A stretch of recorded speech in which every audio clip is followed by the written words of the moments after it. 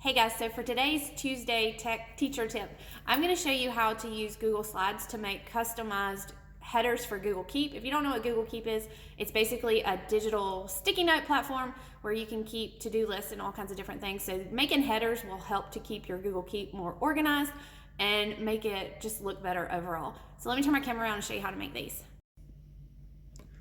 So you're going to want to go into Google Slides to make your customized headers. You can do any little design that you want to. I just chose something simple with changing the background, adding some clip art, and then a cute font to make mine. So I've got 7th grade, 8th grade, and a to-do list.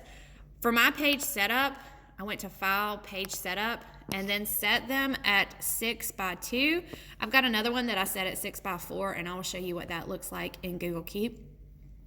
So then you'll apply, and then once you finish, you'll just download these as images. So to do that, you go to File, Download, JPEG image, or you can do PNG, either one. Then when you go to Google Keep, up here where it says Take Note, you'll see Image. You'll select that and then select the image that you want and open. So now your to-do list will have a header, and you can type your note in there. Then when you click off of it, it'll show your headers like this. So these are all the 6x2.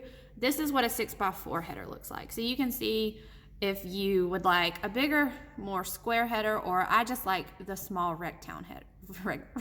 rectangular headers. So those are just 6x2, and then this is 6x4. So that's how you can make headers to keep your Google Keep more organized. Also, if you do a to-do list, one tip is, let me delete this off.